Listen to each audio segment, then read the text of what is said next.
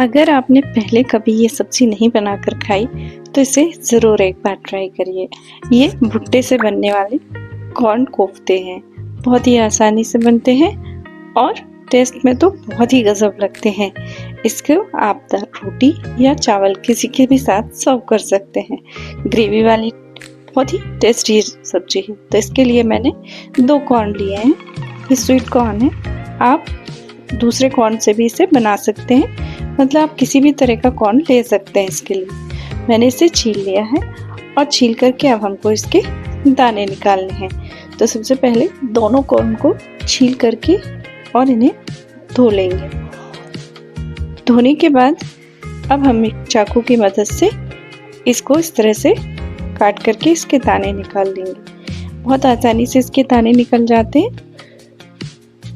ये देखिए, बहुत ही आसानी से इसको इस तरह से काट करके हम इसके दाने निकाल लेंगे। आप चाहें तो एक बार बीच से और काट करके फिर निकालें, पर ये हर तरह से आसानी से निकल जाते हैं। तो ये इस तरह से मैंने चाकू की मदद से ये दाने निकाल लिए हैं। ये देखिए, पूरे अच्छे तरह से दाने निकल आए हैं। इसको अब हम हटा देंगे और अब इन दानों को हम पीस लेंगे। तो एक मिक्सर में से डालते हैं और अच्छी तरह से पीस लेते हैं। पीसने में भी ये बहुत आसान होते हैं क्योंकि दाने सॉफ्ट होते हैं और आसानी से पिस जाते हैं। तो हम इसे पीस लेते हैं। पीसने के बाद हम इसमें कुछ मसाले ऐड कर लेंगे। देखिए, ये कितना बारीक पीस गया है और अच्छी तरह से पिस करके तैयार हो गया है।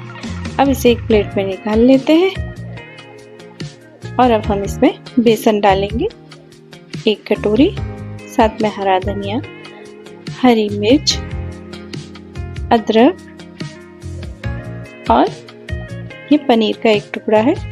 इसे भी इसमें कद्दूकस करके डाल देंगे।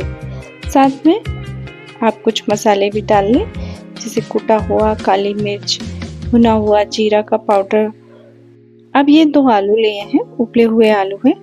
इनको भी हमने छील करके मैश करके इसमें मिक्स कर लिया है। साथ में नमक जाएगा, हल्दी पाउडर और लाल मिर्च पाउडर, साथ में गरम मसाला। अब इन सारी चीज़ों को अच्छी तरह से मिक्स कर लेते हैं। आप इसमें बारीक कटा हुआ प्याज, लहसुन का पेस्ट भी ऐड कर सकते हैं, उससे इसमें और भी अच्छा स्वाद आएगा। अब इन सारी चीज़ों को हाथों की मदद से अच्छी तरह से मिक्स कर लें। अगर सही बाइंडिंग ना हो तो आप फिर इसमें 1 से 2 चम्मच ज़रूरत के अनुसार बेसन और ऐड कर सकते हैं और फिर इसे मिक्स करें। ज़्यादा टाइट डो नहीं बनाना है इसका और ना ही ज़्यादा सॉफ्ट डो बनाना है। देखिए, ये मिक्स हो चुका है और इस तरह से तैयार हो गया। अब हाथों में मैं थोड़ा सा घी लगाऊंगी। हमें इसे स्टीम करना है, इसलिए स्टीम करने के लिए इसकी छन्नी में भी मैंने घी लगा लिया है और इसे साइड में रख देंगे। अब इसकी छोटे छोटे बॉल बना लेंगे। जितने साइज़ के आपको कोफ्ते बनाने हैं उस हिसाब के आप छोटी बॉल बना करके सारी बॉल एक ही साइज़ की बनाएं।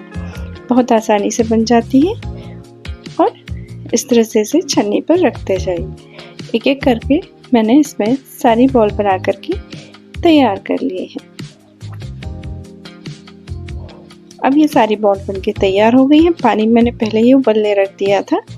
तो हम इसमें अब स्टीमर को सेट करके, ये देखिए, इसे हमें 20 मिनट के लिए स्टीम करना है। 20 मिनट के बाद ये अच्छी तरह से पक जाएंगी और तैयार हो जाएंगी। अब यहाँ पर हम इसे सैलो फ्राई करेंगे। एक पैन में घी लिया है, आप तेल भी ले सकते हैं। उसे अच्छी तरह से पैन में फैला करके और हम कोफ्तों को डाल देंगे और अच्छी तरह से इसे उल्टा पलटा करके सेक लेंगे जब तक कि ये ब्राउन ना हो जाए। ये देखिए, ये धीरे धीरे सिक जाएंगे। अब एक मिक्सर जार में 3 से 4 लहसुन की कलियां, 1 प्याज और अदरक, इन सारी चीज़ों का एक बारीक पेस्ट बना लिया है। कढ़ाई में तेल गरम करेंगे, सरसों का तेल लेंगे और ये कुछ खड़े मसाले हैं जिसमें दालचीनी, लौंग, काली मिर्च और शाही जीरा है। तेजपत्ता डाल करके जीरा चटका लेंगे और फिर हम इसमें यही खड़ा मसाला डाल देंगे। जब ये सारी चीज़ें अच्छी तरह से पक जाएंगी तो हमने जो प्याज का पेस्ट बनाया था उसे भी इसमें डाल देंगे और अच्छी तरह से मिक्स कर लेंगे। अब इसमें हम कुछ सूखे मसाले भी इसी समय ऐड कर देंगे, जैसे कि हल्दी पाउडर, मिर्च पाउडर और धनिया पाउडर।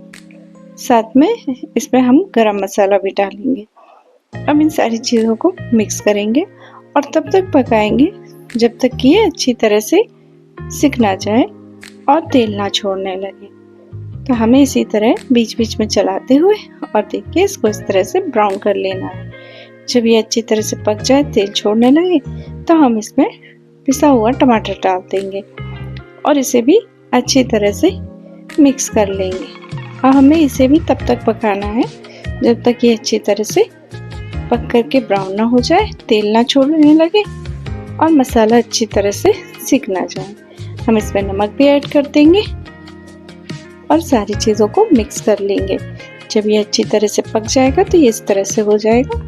देखिए तेल छोड़ रहा है और हमारा मसाला सिक चुका है। तो हम इसमें डाल देते हैं गरम पानी। जितनी हमें ग्रेवी चाहिए, पतली गाढ़ी जिस भी तरह की, हम उस तरह का पानी इसमें अपना ऐड कर लेंगे। साथ में जब हम ये कोफ्ते वाली बॉल डालेंगे तो ये पानी अब्जॉर्ब करेगी, तो हमें थोड़ा सा ज़्यादा ही पानी डालना है। अब इसको हम एक उबाल आने देंगे। जब इसमें उबाल आने लगेगा तो हम ये बॉल को इसमें डाल देंगे और अच्छी तरह से 10 मिनट पका लेंगे, जिससे ये ग्रेवी में अच्छी तरह से मिक्स हो जाएंगे। बीच बीच में इन्हें चलाते हुए हमें पका लेना है। बस 5 से 10 मिनट में ही ये पक करके बढ़िया ग्रेवी गाढ़ी हो जाएगी और हमारे कोफ्ते बन करके तैयार हो जाएंगे। ये देखिए मैं आपको कोफ्ता एक खोल के दिखाती हूँ। ये अंदर से एकदम सॉफ्ट और पक चुका है और ये इस तरह से भी खाने में बहुत टेस्टी लगते हैं।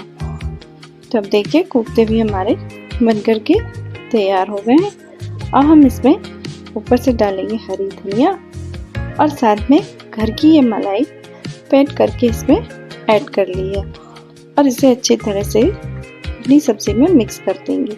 इससे और भी अच्छा टेस्ट और कलर आ जाएगा। ये देखिए ये सब्जी बहुत टेस्टी बनती है और बहुत कम ऑयल में बनती है। हमें इसके लिए ज़्यादा तेल की भी ज़रूरत नहीं पड़ती है। जैसे नॉर्मल सारी सब्जियों में तेल लगता है उतना ही इसमें भी तेल लगता है। हम इसे एक कटोरी में निकाल लेते हैं, ऊपर से हरा धनिया डाल देते हैं और साथ में मलाई भी डाल करके इसको गार्निश कर देते हैं। अब आप इसे रोटी या चावल किसी के भी साथ खाइए, पराठे पूड़ी सबके साथ ये बहुत टेस्टी लगती है और बारिश में तो इस डिश का खाने का अलग ही मज़ा है। थैंक